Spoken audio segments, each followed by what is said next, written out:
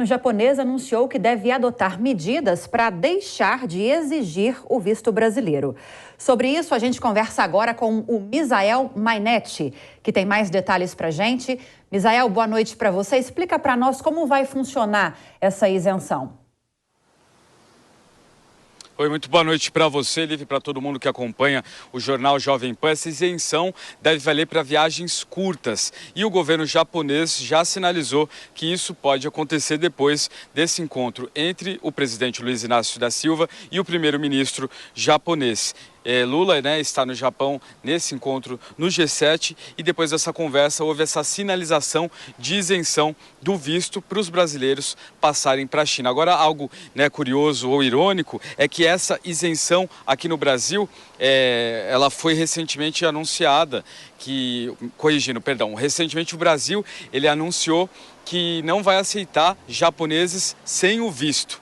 Então, recentemente a gente teve esse anúncio pelo Brasil, agora talvez o Brasil tome uma atitude também diferente e sinalize aí uma possível isenção desse documento para que os japoneses também possam visitar o nosso país sem apresentação de documento.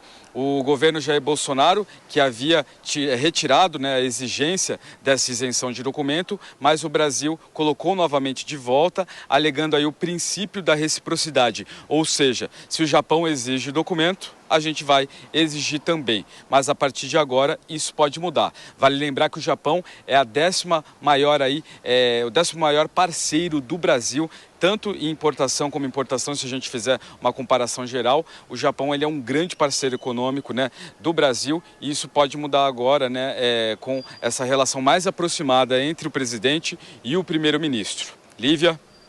Misael, já que você explicou essa questão que envolve essa possibilidade de o Japão não mais exigir o visto brasileiro para turistas que vão ficar por um curto período no país, falando ainda neste assunto, mas expandindo para outros países também, quais são outras nações que não exigem o visto brasileiro hoje?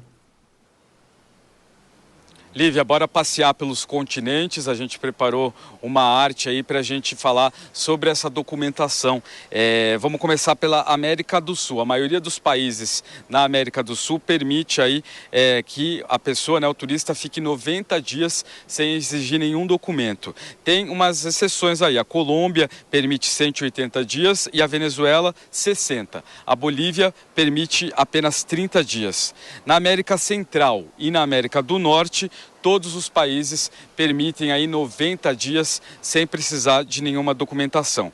Na Europa, a mesma coisa, 90 dias. Isso vale para a Alemanha, Espanha, França, Itália, Portugal e Reino Unido. Nestes países é possível visitar aí sem a exigência de documentação. Na África, todos 90 dias também, exceto aí Senegal e as ilhas Seychelles, que exigem aí, deixam a permanência do turista com apenas 30 dias. Na Ásia, Cazaquistão 30 dias, Emirados Árabes 90, Filipinas 60, Israel, Turquia 90 e Hong Kong também 90. Por fim, Oceania, a Micronésia, Nauru, República do Palau e o Tonga são 30 dias. E a Nova Zelândia e Tuvalu, 90 dias. São vários países, ainda não tive a oportunidade de visitar. Agora a gente sabe que para o Japão, se a gente tiver essa oportunidade de Lívia, talvez não vai precisar da documentação. Você encara uma viagem grande aí. Conversei ontem no aeroporto de Guarulhos, pessoal aí 36 horas de viagem, mais ou menos, hein? Pois é, vamos acompanhar como vai se desenrolar essa possibilidade, essa história e qual vai ser a reação se isso realmente se concretizar por parte do governo japonês. Qual será a resposta do governo brasileiro efetivamente, né, Misael? Obrigada, por enquanto, pelas informações. Tiago Pavinato, agora há pouco nós trouxemos a informação sobre essa grande expectativa para que o presidente Lula tenha uma reunião, um encontro bilateral com o presidente da Ucrânia, Volodymyr Zelensky. Não está ainda na agenda do governo brasileiro, mas foi um pedido do presidente ucraniano, assim como também houve um pedido para tratar desse assunto guerra da Ucrânia pelo governo americano, pelo presidente Joe Biden, para se reunir também com o presidente Lula. Quais são suas expectativas em relação a esses encontros? Se eles realmente acontecerem, a pressão para que o Brasil mude de posição, que oficialmente é tida como de neutralidade, para uma posição contra a Rússia, efetivamente só vai crescendo. O Brasil vai acabar cedendo? Olha, essa cena, né, que está sendo pintada, ela é uma grande arapuca para o Lula. Aliás, é uma arapuca tanto para o Lula quanto para o Modi, né, que é o primeiro-ministro da Índia desde 2014. Eu conheci o Modi em 2017 e ele, em certos aspectos, aliás, em muitos ele é parecido com o Lula. Ele vem da chamado grupo da terceira casta, que é uma casta que não é uma casta de governantes. Então ele rompeu esta barreira de castas, se tornando o primeiro-ministro da Índia, assim como Lula foi celebrado como o primeiro homem do povo vindo da pobreza a ser o presidente do Brasil. Tal qual o Lula, o Modi, ele é bastante teatral.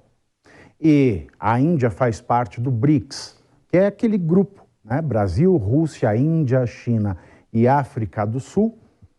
E como membro do BRICS, a Índia ela é ainda mais próxima da Rússia de Putin do que o Brasil.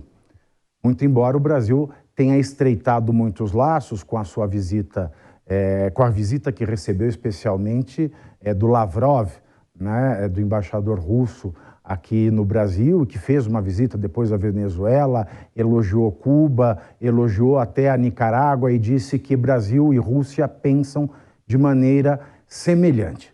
Bom, por que eu trouxe o Modi para essa conversa? Porque tanto a Índia quanto o Brasil, eles foram para essa reunião do G7, e o Brasil, vale lembrar, ele foi na condição de convidado, e tanto Modi quanto Lula, teatrais, vindos de baixo, pessoas de fato deslumbradas com o poder que ocupam, eles tiveram, não sei de quem, uma promessa de que teriam destaque na reunião do G7 e não participariam só de painéis secundários. Chegaram em Hiroshima. Aliás, essa viagem deve estar sendo um terror, um pesadelo para o Lula.